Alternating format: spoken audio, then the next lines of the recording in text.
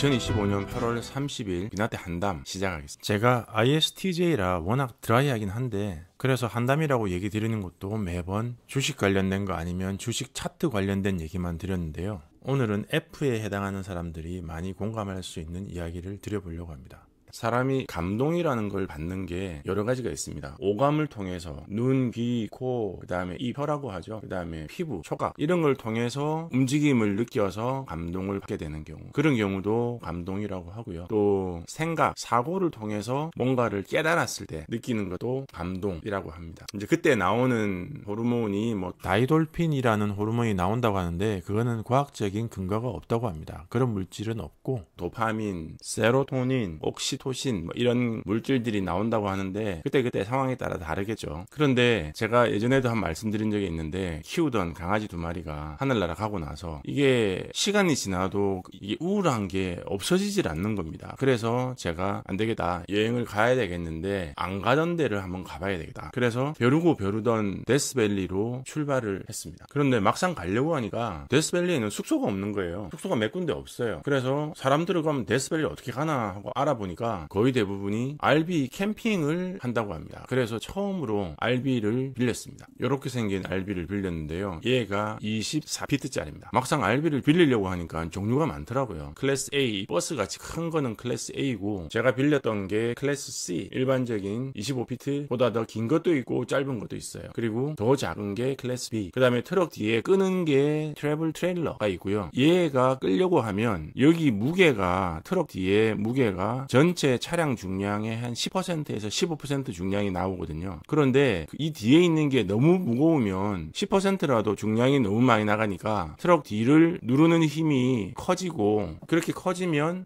트럭 핸들이 조향이 잘 안 됩니다. 그래서 어마어마하게 큰 거는 트레일러가 없어요. 트레일러는 사이즈가 어느 정도까지 유지를 하고 그보다 더 커지면 여기 나와 있는 것처럼 피프스 휠이라고 해가지고 트럭 베드 위에다가 고정하는 게 있습니다. 얘는 누르는 힘이 뒷바퀴에만 가는 게 아니라 네 바퀴에 다 가기 때문에 거의 버스 정도 큰 사이즈도 가능합니다. 그래서 피프스 휠을 또 좋아하는 사람도 있는데 단점은 트럭 베드를 쓸 수가 없어요. 트럭 베드 통째로 다 얘를 홀드하는 장치를 설치를 해야 되기 때문에 트럭 베드를 쓸 수가 없다는 단점이죠. 그래서 아예 그냥 집을 쓰지 않는, 집 없이 여행만 하겠다고 하는 사람들이 있습니다. 이런 사람들이죠. 이게 피프스 휠인데 트럭이 밑으로 들어가서 트럭 베드에다 놓는 겁니다. 이런 사람들은 아예 여기서 삽니다. 한 달, 2달 살다가 또 다른 데로 집시처럼 이동을 합니다. 근데 유럽의 집시는 그냥 아무데나 가도 먹고 잘 수 있는데 미국은 먹고 잘 데가 없으니까 이렇게 피프스 휠을 갖다 놓고 집시 생활을 하는 겁니다. 그래서 처음으로 이제 RV를 빌렸는데 침대 있고 안에 화장실이고 샤워 시설이고 또 가스레인지이고 식탁이고 다 있는 거죠. 그래서 여행하면서 이런 비알레티 커피도 즐길 수 있는 그런 호사도 누릴 수 있습니다. 물론 여행하면서 음식하는 게 스트레스다 그러면 캠핑카 여행은 더 큰 스트레스를 줍니다. 나중에 한번 해보고 싶으신 분들은 한 번 정도는 해보시는 걸 권하는데 이게 캠핑카 여행이 한 번 여행해가지고 그 맛을 알기는 참 힘든 것 같습니다. 이 난리를 쳐야 되거든요. 전기는 어디 꽂아야 되는지 몰라가지고 한참을 헤매고, 이게 50 AMPS, 30, 20짜리인데 캠핑카마다 용량이 다릅니다. 거기다가 여기는 블랙워터라고 해가지고 폐수 나가는 거고, 그레이워터 이제 설거지한 물도 같이 이쪽으로 나갑니다. 물 나가는 거 따로 있고요. 이거는 상수도 샤워하는 물 쓰는 거 들어가는 거고 이건 나오는 거죠. 간단해요. 간단한데 처음에 하다 보면 적응이 안 돼서 약간 스트레스는 받는데 생각보다 어렵지 않더라. 저 같은 사람도 할 수 있더라. 그래서 한 번 정도는 해보시는 거를 권합니다. RV를 타고 가시면 좋은 게 내셔널파크에 가면 RV 주차장이 이렇게 따로 있습니다. 승용차는 여기다 세우는데 RV는 따로 이렇게 주차장이 있기 때문에 약간의 특별 대우를 받는 느낌? 교통의 원활한 흐름을 위해서 어쩔 수가 없는 거죠. 여기다 세웠다가 뺄 때 RV는 길고 또 트레일러나 핍스 휠 같은 경우는 뒤로 뺄 때 마음대로 이게 움직이질 않습니다. 그래서 이렇게 RV 사이드 파킹에 RV 위치를 따로 이렇게 할애를 해주고 있으니까 약간의 특별함도 느낄 수 있다는 거, 그런 좋은 점도 있습니다. 그런데 막상 이제 여행을 가보면 25피트보다 더 긴 RV는 지나가지 못하게 밑에서 막습니다. 그래서 여기서 이제 돌려서 가라고 이제 하는 거죠. 그래서 미리 사전에 조사를 해서 25피트 구간이 있느냐 없느냐를 알아보고 25피트 구간이 있길래 24비트짜리 RB를 빌려서 가던 겁니다. 자, 이제 캘리포니아 얘기를 드려야 되는데, 캘리포니아에 지금 데스밸리를 제가 갔지 않습니까? 근데 캘리포니아가 왜 캘리포니아냐 생각을 해본 적이 없다가 이때 여행 가면서 좀 알아봤어요. 15세기부터 스페인 애들이 쳐들어와가지고 아메리카 대륙을 다 침입을 했는데, 이때 침입했던 스페인 애들을 콩키스타도르라고 하거든요. 근데 콩키스타도르 애들이 막 그렇게 똑똑한 애들이 아니에요. 그래서 여기 있는 이 섬이 아니죠, 반도죠. 그런데 섬인 줄 알았나 봐요. 그래서 옛날 그 스페인 소설에 나오는 지상낙원의 섬을 깔리포르니아라고 하는 섬이 있었답니다. 그 섬이라고 이제 이름을 지은 거예요. 깔리포르니안이라고. 근데 너무 이제 아이러니한 게, 그 깔리포르니안이라고 하는 그 스페인어가 칼리다라는 말은 뜨겁다는 얘기고요. 포르낙스라고 하는 거는 용광로라는 뜻이랍니다. 그래서 깔리포르낙스가 칼리포르니아가 됐는데, 그 캘리포니아에서 제일 뜨거운 섭씨 56도 7부에 해당하는 세계 신기록을 보유하고 있는 데스밸리, 여기로 갔습니다. 근데 참 재밌는 게, 이 시에라 네바다 산맥의 제일 높은 봉우리가 그 휘트니라고 하는 게 있는데, 마운트 휘트니에서 굉장히 가까운데 데스밸리가 있어요. 극과 극은 통하는 게 여기서도 증명이 되는 겁니다. 가장 밝은 은하수 중심 바로 옆에 블랙홀이 있다는 그 이치하고 별반 다르지 않은 거죠.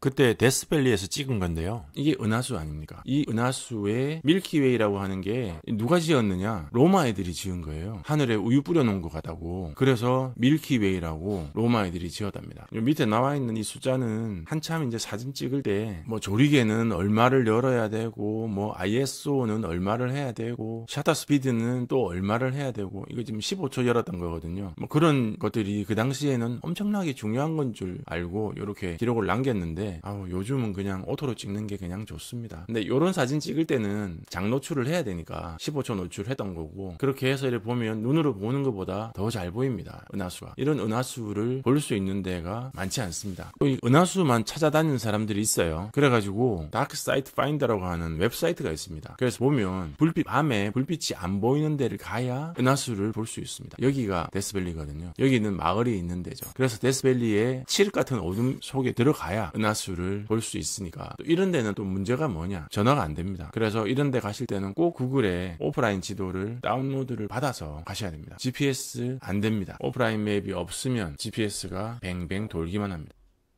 예전에는 밤하늘에 별자리 보면서 별 찾으라 그러면 굉장히 난해했거든요. 저는 그런 거 정말 못하는 성격입니다. 그런데 이제 밤하늘에 별을 보러 왔으니, 또 별을 보면 제일 별 중에서 제일 쉬운 별, 북두칠성은 찾아봐야 되겠다 싶어가지고 찾아보니까 큰 곰자리 꼬리에 있는 부분에 있는 이게 북두칠성이라고 얘기를 한답니다. 여기 있는 게 알카이드, 두 번째 게 미자르, 세 번째 게 알리오스인데, 요 꼬리에 있는 이게 이제 국자 손잡이에 해당한다고 해가지고, 북극성은 이쪽에 있죠. 여기 끝에 있는 요 별에, 이 별 길이의 5배, 하나 둘 셋 넷 다섯 하면 북극성이 있답니다. 이게 겨울에는 이렇게 서 있고 뱅뱅뱅뱅 돈다고 하는데, 북극성을 중심으로 도는 거죠. 그래서 항상 보이는 거죠. 그래서 뭐 길을 잃지 않는다, 그렇게 얘기를 하죠. 그런데 이게 서양에서는 얘가 이제 알카이드인데, 동양에서는 얘가 파군성입니다. 자미두수에 나오는 파군성인데, 재밌는 게 파군성이라고 하는 게 예전에 은나라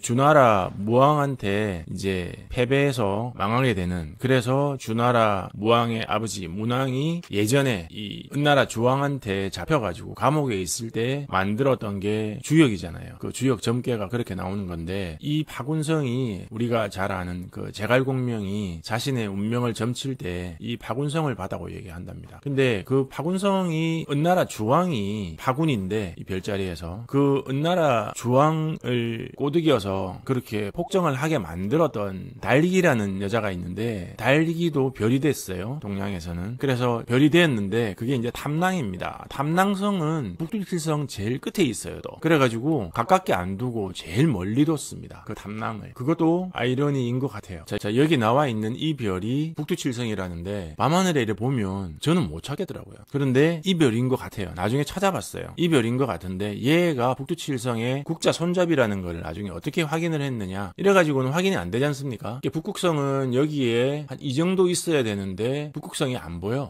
이별 같아 보이기도 하는데 이별 같아 보이진 않아요. 그런데 얘는 북두칠성의 손잡이인 것 같거든요. 근데 북두칠성의 손잡이, 아까 제가 얘기 드렸던 미자르라고 하는 요 별이 사실은 별이 2개랍니다. 그래서 옛날 로마 시대 때는 시력 검사를 예로 해야 돼요. 너 저기 하늘에 저 별이 몇 개로 보이냐 물어봤는데 1개입니다. 그러면 눈 별로 안 좋네. 2개입니다. 그러면 연히 눈 좋다 하고 얘기를 한 게 이 별이랍니다. 북두칠성의 2번째 별. 그래서 제가 또 당겨봤죠. 2개 보이시죠? 이 별이 2개랍니다. 일반 카메라로 2개 보이는데 실제로 슈퍼 천체 망원경으로 보면 여기는 4개라 그러네요. 2개가 아니고 4개가 있는데 지구하고 이게 방향이 같은 방향에 있어가지고 잘 안 보인답니다. 네, 이거는 이제 2번째 캠핑장 가서 별 찍는다고 밤에 나왔는데, 이 캠핑장 근처는 불빛이 많아서 별이 잘 안 나옵니다. 그래서 점점 사람들이 이제 불빛이 없고 사람이 없는 인적이 드문 곳으로 들어가다가 이제 일이 나죠. 저는 이때 본 은하수는, 제가 은하수를 어릴 때는 시골에서 많이 봤는데 크고 나서는 별로 못 본 것 같아요. 그래서 저한테 줬던 감동이었기 때문에 이제 그 느낌을 나누고자 오늘 한담에 얘기를 드렸고요. 아니 무슨 데스밸리 얘기 실컷 하다가 데스밸리는 보여주지도 안 하고 밤하늘에 은하수만 보여주냐 그러실 것 같아서 다음 주에는 데스밸리 이야기를 드리도록 하겠습니다. 데스밸리가 우리가 잘 아는 스타워즈를 거기서 촬영했습니다. 그래서 데스밸리는 몰라도 스타워즈는 아는 분들이 많이 계시죠. 근데 막상 가보면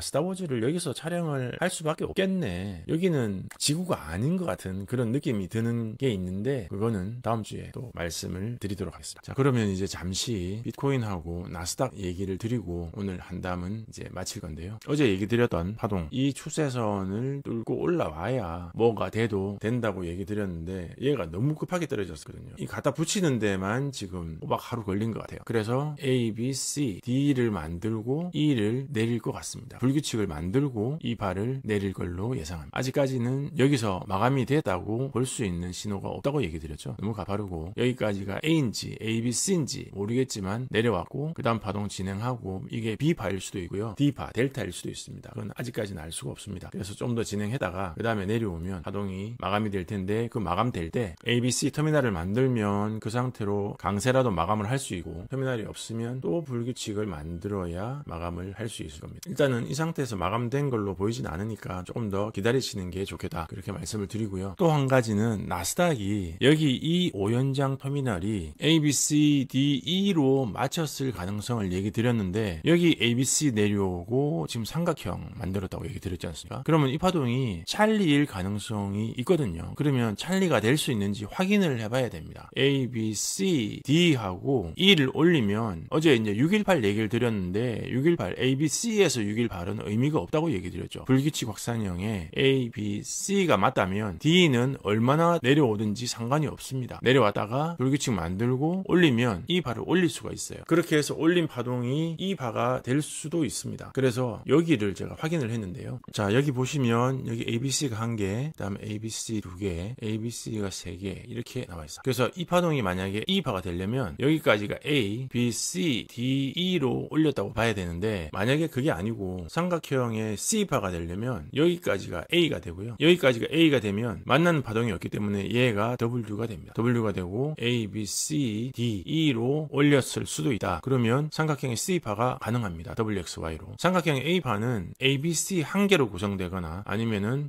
WXYXC 3개로 구성될 수 있는 걸로 알고 있는데 2개로 삼각형 A바를 구성하지는 않는 걸로 알고 있기 때문에 A, B, C, D로 진행하지는 않은 걸로 봅니다. 그래서 이 파동은 삼각형의 C바가 될 수 있는 파동 구성을 가지고 있기 때문에 현재 여기서 C파를 맞췄다, 아니다, E파가 맞췄다 단정을 지을 수는 없지만 C파의 가능성이 더 커 보인다. 그러면 A, B, C, D 하고 나서 E를 올릴 가능성이 있습니다. 그래서 고점을 넘길 수도 있고요, 넘기지 않고 내려올 수도 있는 가능성은 똑같은데, 일단 이 파동이 지금 내려오는 파동이 진행이 되었다고 보는 게 아니라, 여기서 마친 게 아니라 아직 이 5연장 터미널이 진행 중이다. A, B, C, D 하고 E를 마칠 수도 있다. 이파 진행이 아직 남았을 수도 있다는 얘기를 드립니다. 여기 카운팅을 해보니까 WXY 카운팅이 가능한 부분이 있어서 업데이트를 드립니다. 물론 여전히 여기는 삼각형의 WXY일 수도 있고요. 아니면 마감 파동 A, B, C, D, E일 수도 있습니다. 그거는 지금 알 수가 없어요. 그거는 일단은 변수로 두고 리스크로 가져가셔야 되는 것 같고, 다만 여기서 마치고 내려오는 파동이 아니라 여기서 WXY로 진행을 한 게 보이기 때문에 이 파동이 A, B, C, D, E로 진행할 수도 있다는 것을 염두에 두고 계시면 좋겠습니다. 네, 오늘 비나테 한담과 비트코인 그리고 나스닥 업데이트는 여기까지 하겠습니다. 영상에 공감이 가시면 공감 버튼 눌러주시고 질문이 있으시면 댓글 남겨주시기 바랍니다. 고맙습니다. 펀더멘탈 관련된 목차 한번 살펴보시고 만약에 관심이 있으시면 화면 아래 더보기란에 링크 있으니까 연결해서 도움 받으시기 바랍니다.